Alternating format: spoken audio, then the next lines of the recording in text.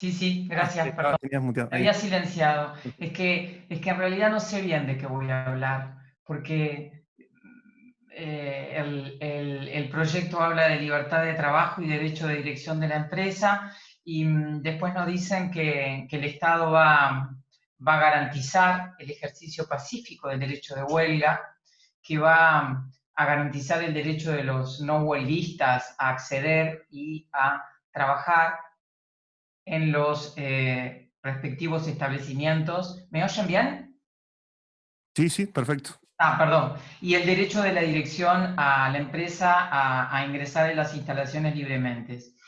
Entonces, un poco entre esta disociación entre el título y el contenido, nos parece importante dividir un poco el comentario en tres partes, hacer unas consideraciones previas, después poder avanzar en despejar la incógnita de qué es lo que pretende regular el artículo, y finalmente preguntarnos e intentar dar alguna respuesta si el artículo 388 respeta la normativa vigente en materia de huelga. Dos consideraciones iniciales en este sentido. Eh, la huelga para el derecho colectivo del trabajo es un instituto monumental. Es, la base, conjuntamente con los sindicatos y con la negociación colectiva, sobre la que se asienta el derecho colectivo del trabajo. Es un instituto que asistió en la evolución del derecho del trabajo a una de las evoluciones más espectaculares en el derecho del trabajo, y quizás en el derecho todo, porque pasó de delito a garantía constitucional, en una suerte de derrotero histórico similar a la de los sindicatos. Entonces, nosotros creemos que tanto por razones constitucionales como por razones históricas, y como decía, del derecho laboral todo y colectivo en particular, la regulación de un derecho como la huelga no puede pretenderse en el marco de un instrumento en donde, como decíamos al principio, el debate parlamentario está restringido y está condicionado por la urgencia y las características de un instrumento de urgente consideración. Por otro lado, también nos parece importante que quienes nos escuchen, que quienes reflexionen sobre este tema, reparen en la cuestión semántica, porque como nos decía Javier, no es lo mismo presentar un derecho con su nombre claramente desde que lo convocamos, desde que lo llamamos a regular, sino referir a otros derechos. Y curiosamente, en lugar de hablar de un derecho social, de hablar de un derecho colectivo desde el comienzo, hablo de derechos individuales. Entonces, honestamente, a veces nos queda la sensación de que la huelga no está considerada como el derecho humano fundamental que es, no está considerada con la estatura que merece, con la dimensión jurídica que merece, porque, por esto que decía, ¿no? Porque un derecho social de esta dimensión se lo anuncia que se lo va a regular desde la libertad de trabajo y desde el derecho del empresario, en definitiva, de dos libertades, la libertad de trabajo y de la libertad de comercio e industria, que en definitiva parecería que hay una suerte de declaración de principios de cómo es vista la huelga por la coalición en ese marco en donde las libertades priman y los derechos sociales van un poco atrás de ellas, ¿verdad? Y esta declaración de principios de quienes han enviado este proyecto al Parlamento, no, de nuevo, me importa señalar, es verdad que nosotros hablamos desde nuestra organización sindical, pero no es solo una visión de los sindicatos, es la visión también de la Constitución y es también la visión de nuestro Instituto del Derecho del Trabajo de la Universidad de la República. Nos preguntamos qué pretende regular el artículo. Bueno, el artículo comienza hablando de que garantiza el ejercicio pacífico del derecho de huelga, después habla de la ocupación, entonces a un lector con alguna formación jurídica, pero a cualquier ciudadano le puede inducir a una perplejidad y decir, bueno, pero ¿qué está regulando? ¿Regula la huelga? ¿Regula la ocupación? hay una especie de transposición de términos y de conceptos que retroalimentan la dificultad de interpretar claramente lo que se pretende regular. Entonces, uno para avanzar, porque uno trata de avanzar, puede elaborar dos hipótesis, por lo menos interpretativas. Una es decir, bueno, está regulando la huelga, diciendo que la va a garantizar cuando la huelga sea pacífica, lo que nos va a introducir, y después vamos a ahondar un poquito unos minutos más adelante, cómo determinamos el alcance de este adjetivo de que la huelga sea pacífica, quién lo define, sobre la base de qué concepto, o bien regula la huelga diciendo que además de que la va a garantizar cuando sea pacífica, también en tanto permita a los no huelguistas trabajar y a la dirección de la empresa a ingresar en la empresa. Lo cual merece algunas críticas, porque el ejercicio del derecho de huelga, tanto en su expresión típica como en su modalidad típica, salvo el de la ocupación, no ha afectado nunca la libertad de trabajo ni el derecho del empleador a dirigir el establecimiento. Y esta definición, partiendo de la base que lo que está regulando claramente es la huelga, no estaría en sintonía con lo dispuesto con la OIT, porque la OIT maneja esta libertad y este derecho, libertad de trabajo y derecho de ingreso de la dirección, en el ámbito de la ocupación y no en el de la huelga. Segunda hipótesis interpretativa para intentar desentrañar el alcance del artículo. Está regulando la ocupación. ¿Cómo la regula? Bueno, diciendo que el Estado va a garantizar la ocupación cuando sea pacífica y que también la va a garantizar cuando además permita o habilite la libertad de trabajo de los no huelguistas y el derecho libre de ingreso del empresario. En suma, la técnica defectuosa que mezcla huelga con ocupación puede tener como una especie de síntesis que quizás esta dificultad de interpretación, esta dificultad en la redacción, permeada por la dificultad que tengan algunos, los que redactaron este proyecto probablemente, en reconocer a la ocupación como una modalidad del ejercicio de huelga.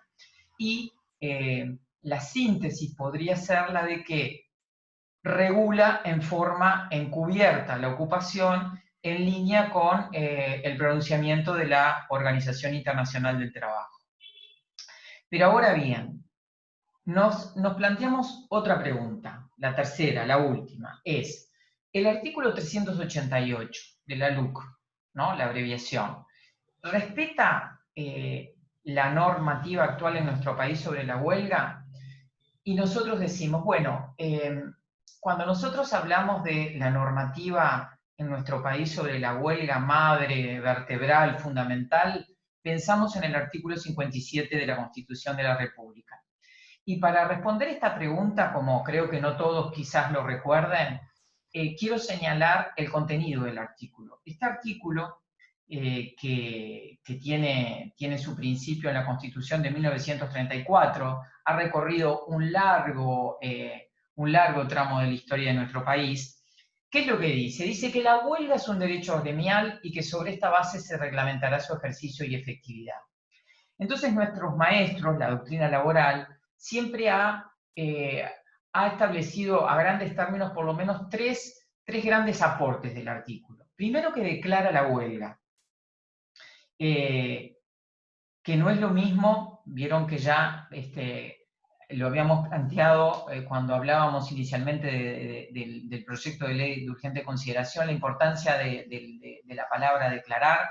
No es lo mismo declarar un derecho que constituirlo, porque para el constituyente la huelga tenía una dimensión tal, un antecedente tal, histórico y en materia de derechos, que el derecho ya existía antes de que el constituyente lo declarara, ¿no? Esto habla de la dimensión del derecho. ¿Y por qué fue declarado por los constituyentes? Porque entendían que la huelga era la expresión natural del conflicto en una sociedad pluralista. La segunda gran idea que se extrae de este artículo y que habilitó a la doctrina laboral a plantear que como el constituyente dice que sobre la base de que la huelga es un derecho gremial se va a reglamentar su ejercicio y efectividad y no habla claramente de que la reglamentación tiene que ser legislativa, también puede ser, que es lo que AEU ha hecho a lo largo de su historia, se puede reglamentar la huelga a través de la autonomía colectiva, que no es el camino que eligió el legislador si partimos de la base que cuando dice que el Estado garantizará la huelga pacífica, está introduciendo una suerte ya de reglamentación al ejercicio del derecho de huelga. ¿Y qué otro gran aporte, fundamental aporte, nos dio la Constitución del 34, primero la del 67, que es la vigente? Es que cualquier reglamentación del derecho de huelga tiene que asegurar el ejercicio y la efectividad.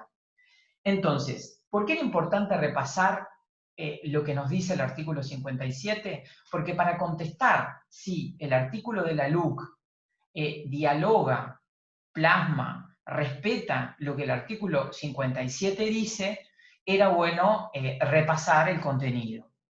¿Y qué podemos decir del artículo 388? Bueno, por un lado, que opta por un mecanismo para regular la huelga, siempre partiendo de la base de que cuando dice el Estado garantizará la huelga en tanto sea pacífica, la empezó a regular.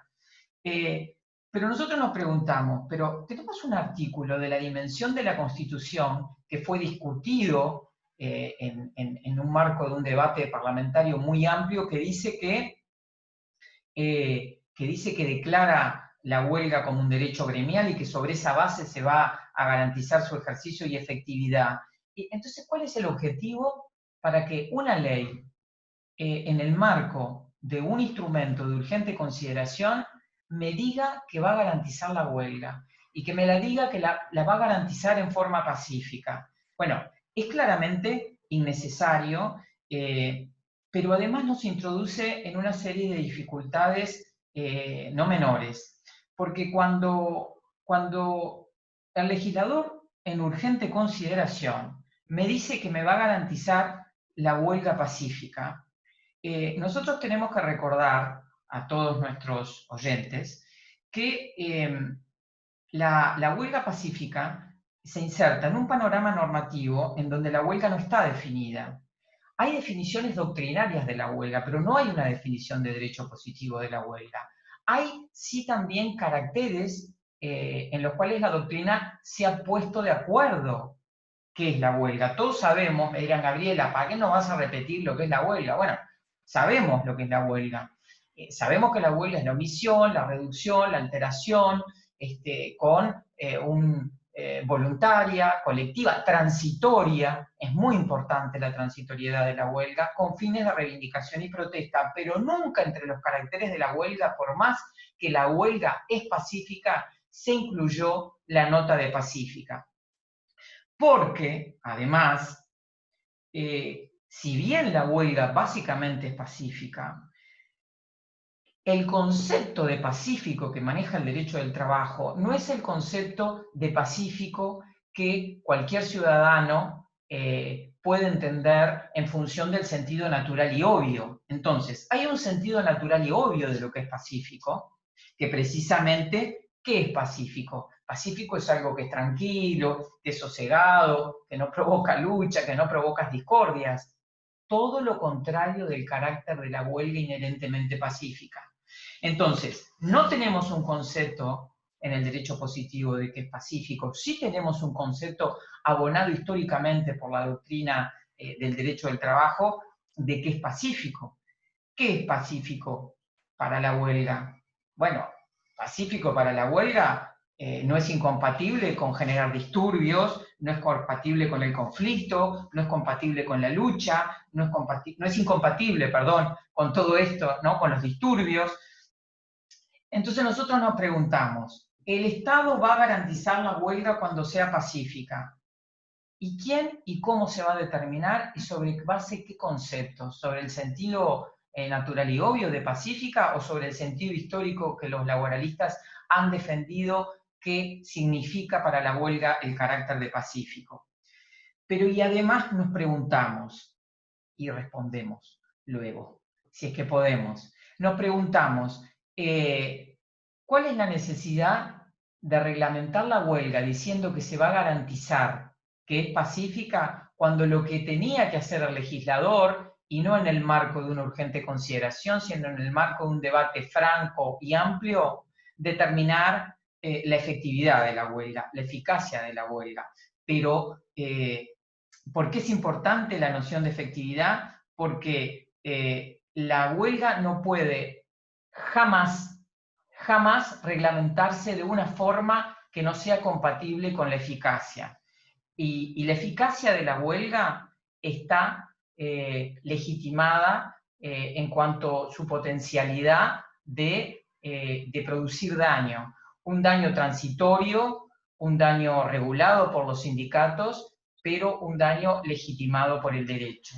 Entonces, y para cerrar, la huelga como expresión del conflicto colectivo, la huelga pacífica, no necesita una reglamentación que diga algo que le es inherente, sino en todo caso una reglamentación a partir de los interlocutores sociales, a partir de los sindicatos, que garantice su efectividad.